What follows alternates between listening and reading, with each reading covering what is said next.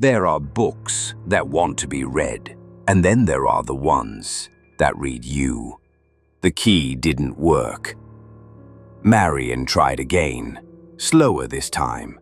Same key, same lock, same apartment. But the tumblers refused to turn. A chill moved up her back.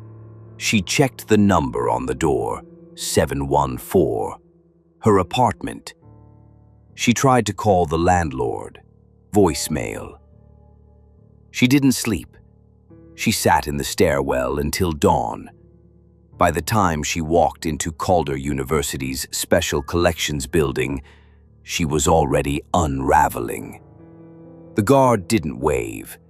He looked at her badge as if it were blank. When she scanned it, the light blinked red. "Can I help you?" he asked, polite but distant. "I'm Marian Everhart, archivist." He frowned, then flipped through a clipboard she knew hadn't been there a second ago. "There's no Marian listed here." "Check again. I've worked here 7 years. Sorry, maybe you're thinking of another department?" She didn't respond. She pushed past him. Her legs moved on instinct through the corridors of the archive wing, down 2 flights, past the gallery of cracked saint statues, to the secured access door. It was locked. Her badge didn't work there either. She went around the back, through the old microfiche storage room. Finally, she reached the archive proper. The room was different. Her desk was there, same burn mark on the left edge from a toppled candle 3 years ago. But there was no nameplate. The drawers were empty. Her chair had been replaced. She booted up the terminal. Her login screen appeared, as always. She typed her password. It blinked.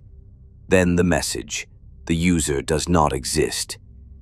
She stared at the screen, rebooted, tried again. Same result. Her hands were shaking. She left the archive, tried to call her sister. A woman answered. Not Laura. "No one by that name lives here," she said, and hung up. 3 nights before, a package had arrived. No return address. The courier didn't remember who signed for it. And an old brittle tag, property of Elias Wren. Delivered to archivist. Marian had seen stranger things in special collections, tomes written in mirrored Latin, a hymnal that sang when opened, a child's diary filled with perfect glyphs in Enochian script, but nothing like this. The moment she cracked the crate, the air changed, not colder, but tighter, as if something inside had been holding its breath. She pulled away the cloth. A single book, black, leather-bound. No title, no clasps, no visible markings. She reached in to touch it. It was warm. She flinched, removed her glove, tried again.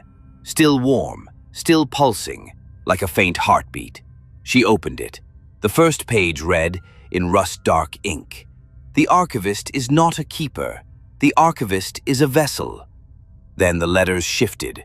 "You are already reading." She closed the book and catalogued the rest of the Wren materials, private notes, grimoires stitched with thread too coarse for cotton, a brown ledger that reeked faintly of wood smoke. She logged them. She knew the process. But that night, something compelled her to open the ledger. Thousands of names, each in the same red ink. No annotations, no dates. She turned the pages slowly, half in dread. Wren, Elias Everhart, Marian. The ink was still drying. She dropped the book. The next morning, she searched for Agnes Brome, a name she'd glimpsed just above her own in the ledger. She remembered Agnes from years ago, a filing assistant in conservation. No record of Agnes anywhere. Not in the directory, not in HR, not in the library staff logs. Nothing. It was like she had never existed. And then the whispers began. Not from people, from books.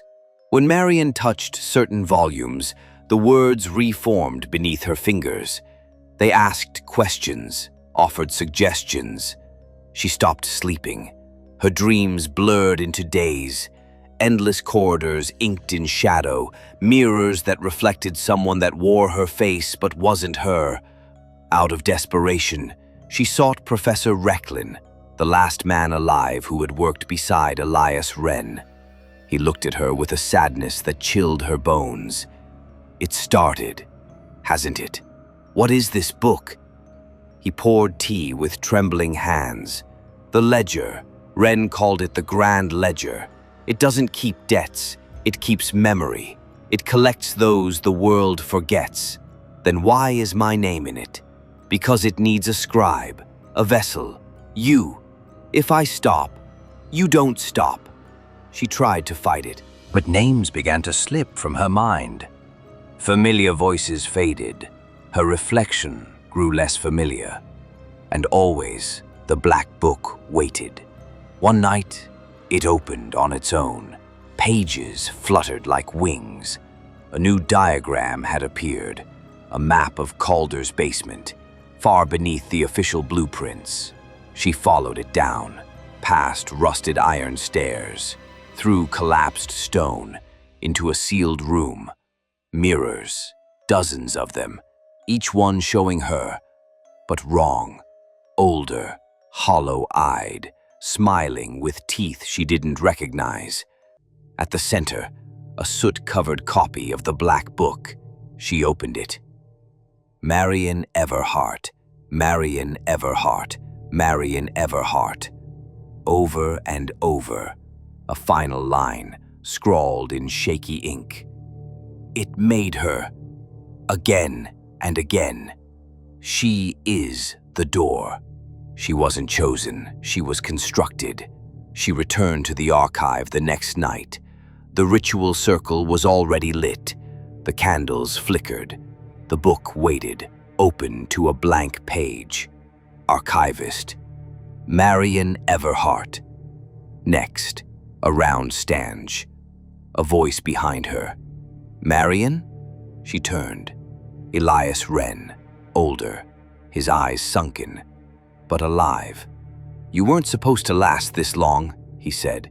"It's fraying. You're remembering too much." "You sent the book." "It needed a reset. I needed you to remember just enough. You're not the first, Marian, just the latest."